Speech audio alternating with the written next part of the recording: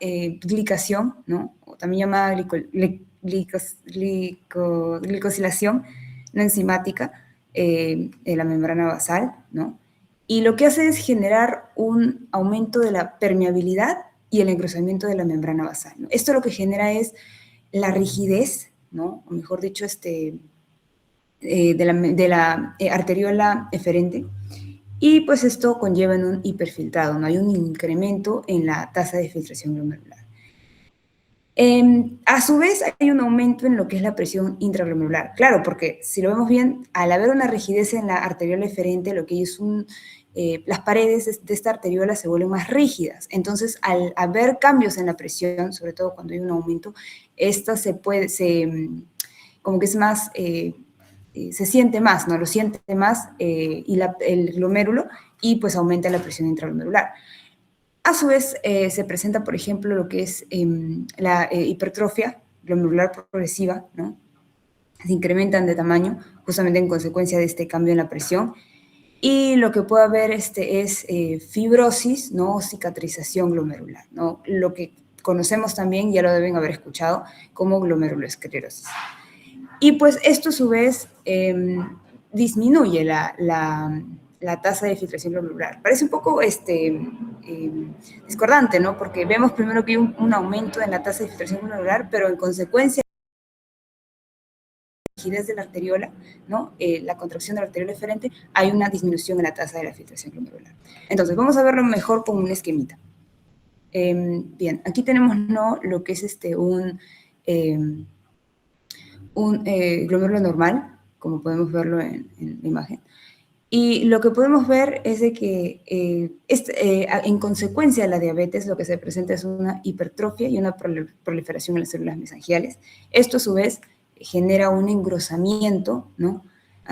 Y una acumulación de proteínas. Y esto en consecuencia, ¿no?, genera una fibrosis intersticial. Ya, para el diagnóstico hay que recordar bastante endocrino. Para diagnosticar esto, lo que se necesita es cribado al menos de 1 año en cada paciente con diabetes mellitus que tenga una enfermedad de diabetes, ¿no?, diagnosticada de más de 5 años, ¿no? Pero el dato clave en realidad es si la persona presenta albuminuria persistente, ¿no?, es decir, de más de 3 meses, o tasa de filtración glomerular reducida.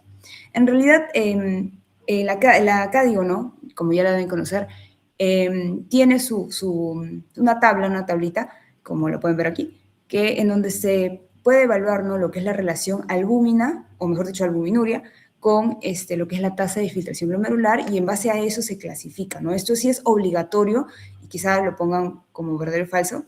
Eso sí es obligatorio para todos los pacientes que tienen nefropatía diabética. Siempre se tienen que tener sus estadios. ¿Por qué? Porque la nefropatía diabética es una de las principales causas que desarrolla la enfermedad renal crónica. Me parece que lo vieron la sesión pasada, ¿no?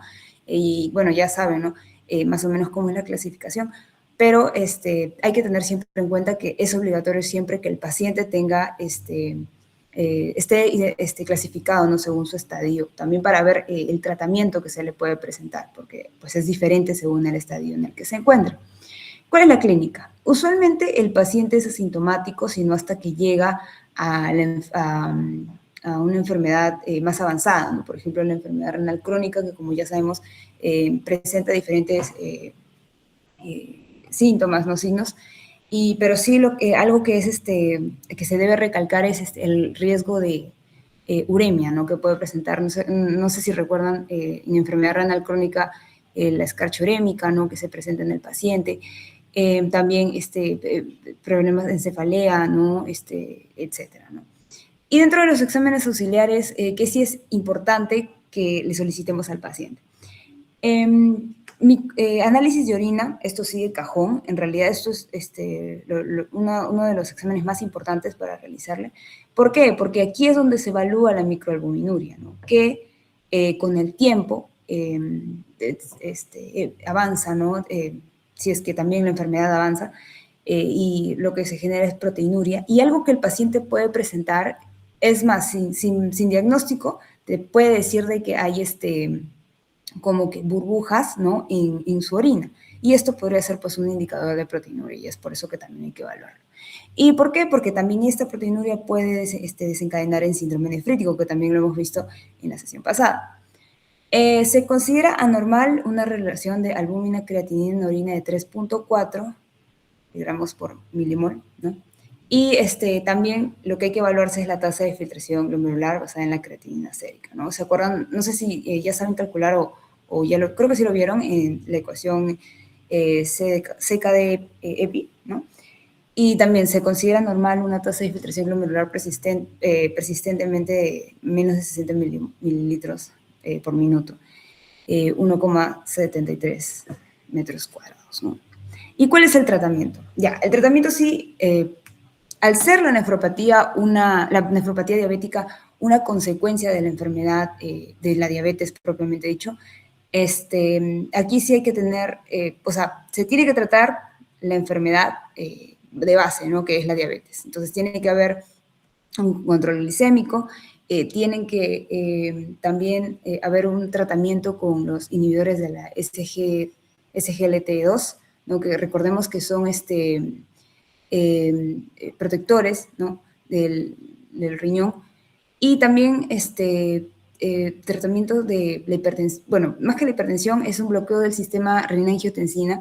¿Por qué? Porque no sé si recuerdan cuando les estaba explicando un poco de la fisiopatología. Aquí hay una alteración, ¿no? Al nivel de la, o mejor dicho, la rigidez de la arteriola eferente, lo que genera es una, por así decirlo, hipertensión a nivel del glomérulo, ¿no? Y esto se tiene que regular con inhibidores, pues puede ser IECA o ARA2, ¿no? Que bloqueen el sistema renina-angiotensina 2. La metformina, ¿por qué? Porque recordemos, ¿no? Que es el tratamiento básico de la diabetes y también puede utilizarse los agonistas del receptor GLP-1. ¿Y tú? En el caso de la infección por tracto urinario, esta sí es una clase más amplia, creo que también hay, en realidad vienen más preguntas sobre ITU, por así decirlo, y también vamos a enfocarnos un poquito más en esto. La ITU, ¿no? Infección de tracto urinario puede clasificarse de diversas maneras, ¿no? Dependiendo de qué criterios se esté tomando en cuenta, ¿no? Por ejemplo, si lo analizamos por la presentación clínica, podemos ver de que a veces hay o no hay síntomas. Y aquí hay algo que sí se debe aclarar y aquí hay algo que sí les pueden preguntar, porque, por ejemplo, a mí me preguntaron en mi examen final de medicina interna, ¿qué es la bacteriuria? O mejor dicho,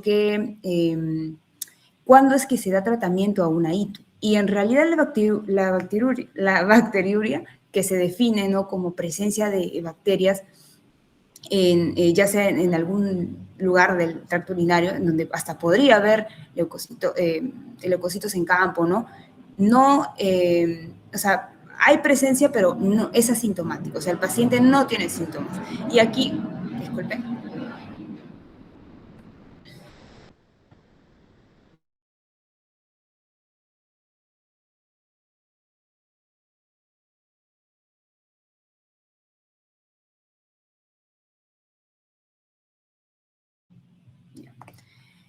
La bacteriuria, como lo dijo, ¿no? Es asintomática y es aquí donde no se da tratamiento. Cuando no hay síntomas, no se da tratamiento en el caso de la ITU, ¿no?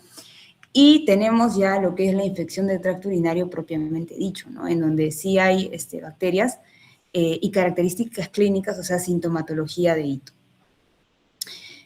También se puede clasificar, por ejemplo, por ubicación, ¿no? Tenemos la ITU baja y la ITU alta, ¿no? Y también cada una de estas tiene su propia clínica, que después vamos a ver.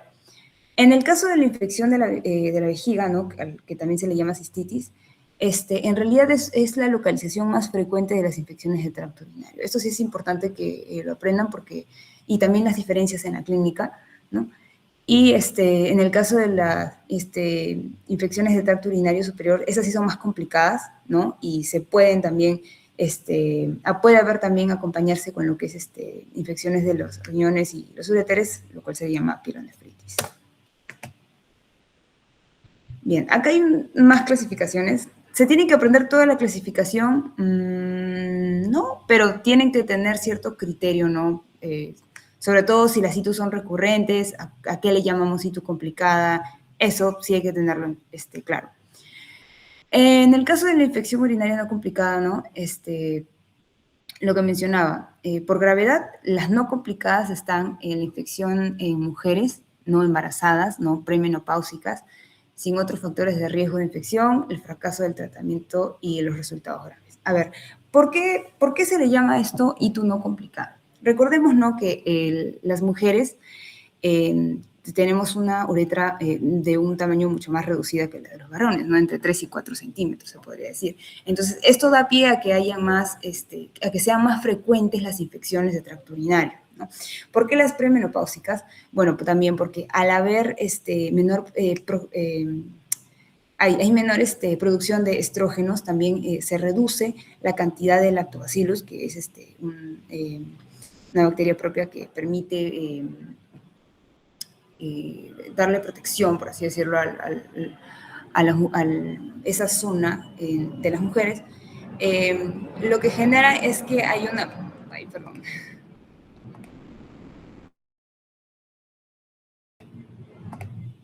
Lo que genera también es que incremente el pH y pueda presentarse nomás infecciones de tracto urinario. Perdón, por gravedad están las infecciones también complicadas, ¿no? Por ejemplo, ¿cuál es un factor de riesgo bastante frecuente y que se puede preguntar? Es si es de sexo masculino. Cuando también las embarazadas presentan ITU, en posmenopáusicas, en niños, y si hay otras anomalías funcionales significativas, que también lo vamos a hablar posteriormente. Y finalmente, también por fuente de infección, si la ITU es adquirida en la comunidad, ¿no? Esta también, la ITU adquirida en la comunidad, o sea, fuera del hospital, fuera del entorno hospitalario, se manifiesta en las 48 horas siguientes, ¿no?, al ingreso al hospital, por ejemplo. Y es más, se podría decir que es más fácil de tratar. Bueno, también hay que hacer un cultivo y todo, pero es más fácil, significativamente más fácil de tratar que una ITU hospitalaria, ¿no? Y también por la frecuencia, y esto sí podría venir, es si la ITU es recurrente. Si hay más de 3 episodios de una ITU sintomática probada por cultivo en un año, o si hay más de 2 o más episodios en 6 meses. Eso sí podría ser pregunta de examen. Bien, ahora la etiología. Y también ha sido esta pregunta de examen, preguntas de exámenes de salud. ¿Cuál es la bacteria que más frecuentemente genera ITU? Es la Escherichia coli, ¿no? Es la principal causa de ITU. Entre el 70 y 90% de las ITUs no complicadas. Aunque también hay otros microorganismos, ¿no?, que pueden generar esta ITU, como el Staphylococcus saprophyticus, ¿no?, que es la segunda causa de ITU en mujeres sexualmente activas, la Klebsiella, ¿no?, que también es la causa de ITU, es la tercera causa de ITU. El Proteus, que se asocia a litiasis, esos son datitos que podrían venirles, así que ahí ténganlos en cuenta. En las bacterias nosocomiales están las pseudomonas, la Serratia y la Enterococcus, perdón, y estas sí están asociadas, ¿no?, a lo que son la resistencia a antibióticos, así que estas, como lo había mencionado antes, son más difíciles de tratar. En virus están los adenovirus, los citomegalovirus y la Cándida albicans en diabéticos. Recordemos que la Cándida es un hongo que aparece principalmente cuando baja la inmunidad. Recordemos que los diabéticos son personas inmunocomprometidas, ¿no? Baja su inmunidad, entonces puede desarrollarse una ITU por Cándida. ¿Cuáles son los factores de riesgo? ¿Por qué? Porque no es frecuente, ¿no?, ¿cuáles son los factores que predisponen a que haya una ITU? Tenemos aquí, por ejemplo, las anomalías estructurales o funcionales de tracto urinario, como son la hiperplasia prostática benigna, en el caso de los varones, ¿no? En el caso de malformaciones congénitas que causen reflujo vesicoureteral, ¿no? La vejiga neurogénica, eh, los cálculos también en el tracto urinario, el ser mujer, como lo mencionaba, ¿no? Estamos anatómicamente predispuestas, por así decirlo, porque pues la uretra es más corta y además que se encuentra más cerca a la región anal y genital en general. Bueno, en el caso de la postmenopausia, lo que mencioné, los estrógenos disminuyen los lactobacilos vaginales e incrementa el pH vaginal, ¿no? Y esto da pie a la colonización de bacterias en general. Y bueno, un datito que puede ser, quizá venga, quizá no, es que el estreñimiento crónico puede ser causante, ¿no?, de ITU en los niños, ¿no? También hay otras condiciones, no son las únicas, por ejemplo, por los catéteres urinarios, ¿no? Y hay algo que se llama, y que recuerdo que un doctor comentó, que hay lo que se llama la cistitis de luna de miel, ¿no? Que es un tipo de infección de ITU baja, ¿no? Que se produce, por ejemplo, cuando las mujeres tienen relaciones por primera vez después de un periodo prolongado de abstinencia, ¿no? Y pues puede presentarse también una cistitis de luna de miel. Bien, ¿cómo se diagnostica la ITU? Yo lo había mencionado, aquí hay características claves, ¿no?, de cada tipo de ITU, si es baja o si es alta. En el caso de la ITU baja hay hematuria, aumento de la frecuencia urinaria, ¿no? Hay urgencia urinaria también, sensibilidad suprapúbica, ¿no? Acuérdense de los puntos que se tocaban por ejemplo, en el examen físico, ¿no? También. Y también hay disuria. En el caso de la ITU alta hay fiebre, escalofríos, es decir, en el caso de la ITU alta, la sintomatología es más sistémica, ¿no? Hay dolor, escalofríos, fiebre, fatiga, malestar. Acuérdense de que ITU alta es signos y síntomas más sistémicos, o sea, abarcan todo el cuerpo. Náuseas, vómitos asociados a dolor lumbar, etc., ¿no? En cambio, la ITU baja es como que más localizada, ¿no? Es más pélvica, por así decirlo. Ya, y acá también hay un datito que puede ser clave. En el caso de la ITU baja, que es sintomática, recuerden, todo lo que es sintomático se trata, en la ITU baja sintomática no complicada, suficiente con la clínica. Suficiente con la clínica para diagnosticar, ¿no?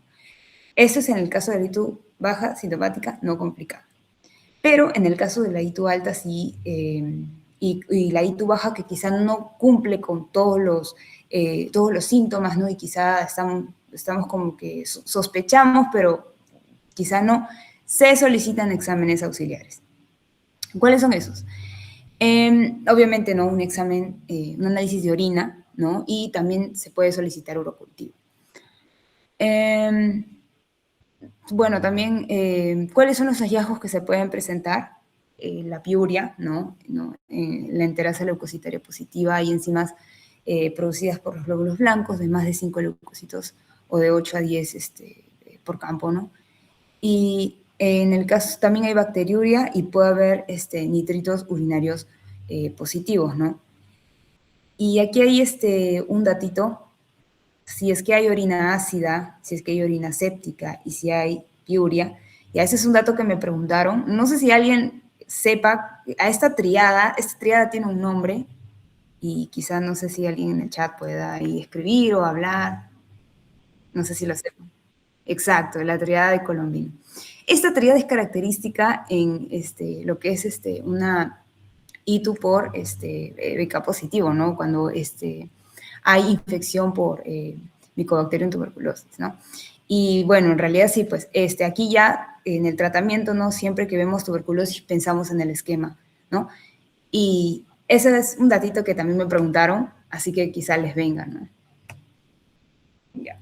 Y con respecto al tratamiento, nuevamente, por tercera vez lo digo, si la ITU se trata si es que es sintomático, si solo hay bacteriuria, no, solo se puede evaluar, se puede hacer seguimiento, pero no se trata. Se dan antibióticos si hay síntomas. Ahora, en la cistitis no complicada, que afortunadamente ocurre en más del 90% de los pacientes, se le da nitrofurantoína, ¿no? Monohidrato de nitrofurantoína por vía oral 2 veces al día por 5 días. Ese es el tratamiento base, como quien dice, el primer escalón para dar tratamiento a la ITU, ¿no? También se le puede dar a las personas trimmetoprim, sulfametoxazol, perdón, dependiendo, ¿no? Si es que, por ejemplo, hay resistencia local para Escherichia coli, se le puede dar. Si no se ha utilizado para tratar una ITU en los 3 meses anteriores, también se le puede dar. Por ejemplo, si es que también hay una ITU complicada asociada, por ejemplo, a pielonefritis, ahí ya el tratamiento es un poco diferente, ¿no? Ya se les da fluorquinolonas, no se puede tratar con ciprofloxacino, ¿no? De 500 miligramos cada 12 horas, o levofloxacino de 500 miligramos cada 24 horas por vía oral por 7 días. Y como alternativa de tratamiento se le puede dar ceftriaxona, ¿no? 1 miligramo cada 24 horas. En el caso del varón, como lo mencionaba, si es en el varón es ITU complicada, se le puede dar también ciprofloxacino, levofloxacino y como alternativa el clotrimazol. Las dos ITU se las van a preguntar, pero bueno, y se las dejo para que las vean, ¿no? Y ya, finalmente, lo que es la nefritis lúpica. Esto es, nuevamente, ¿no? Es una consecuencia de una enfermedad base, ¿no? En este caso, el lupus, ¿no? Y bueno, hablando un poquito de, ahí se me pasó, hablando un poquito de lo que es la prevalencia, ¿no?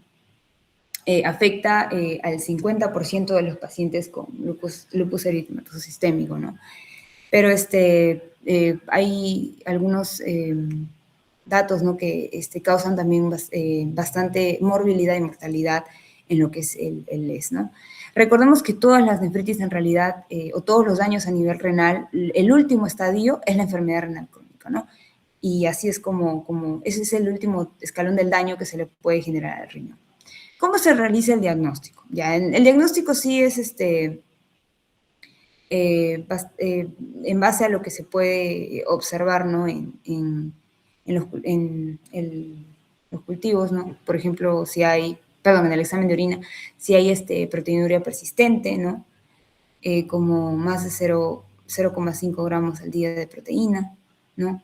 O más de 3 positivos proteínas en la tira reactiva. Si hay cilindros celulares como cilindros glóbulos rojos, hemoglobinas, glandulares, etcétera. Y también si hay sedimento urinario, ¿no? También se le puede hacer otro tipo de exámenes, ¿no? Por ejemplo, los estudios séricos con un incremento de creatinina. En el análisis de orina también se puede ver lo típico, ¿no? Proteinuria, hematuria, cilindros celulares. Y aquí también es dato clave que se debe realizar una biopsia renal, siempre aquí. Aquí sí se realiza biopsia renal, ¿no? Para saber en qué estadio está, porque recordemos que aquí hay una clasificación, ¿no? Y lo que se ve en la biopsia es glomerulonefritis mediada por complejos inmunes, ¿no? Esta clasificación sí les puede venir. Esta sí es pregunta fija, ¿no? Algo les va a venir de estos y lo más probable es que les pregunten, ¿no? Se encuentra ¿qué tipo, ¿no?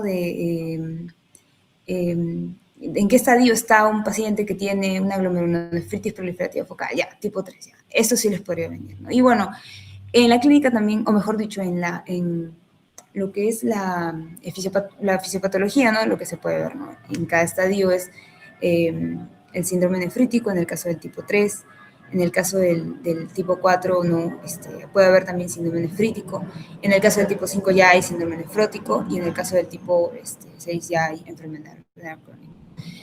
Y como lo mencionaba, es el último estadio, ¿no? En donde ya el paciente o requiere trasplante o, bueno, obviamente se empeora bastante su calidad de vida, ¿no? Y bueno, pero el tratamiento también depende de la gravedad de la enfermedad. Aquí como, nuevamente, se trata la enfermedad de base, ¿no? Ya lo van a ver, todavía no los voy a complicar con esto porque lupus creo que todavía no lo ven en medicina interna, ya va a ser creo que el siguiente o o de acá a 2 capítulos. Pero, ¿qué se les da, no? Como cualquier enfermedad inmunológica no autoinmune, se les da inmunosupresores, ¿no? Como el micofenolato, la ciclofosfamida y corticosteroides también. Y bueno, chicos, eso ha sido todo. Disculpen si ha sido muy corto, pero he tratado de darles los más puntuales, los que les pueden preguntar. Y bueno, espero que esto les haya servido. Gracias. Si tienen alguna pregunta, aprovechen ahorita, chicos, porque tenemos bastante tiempo, así que ya, pues ahí estoy.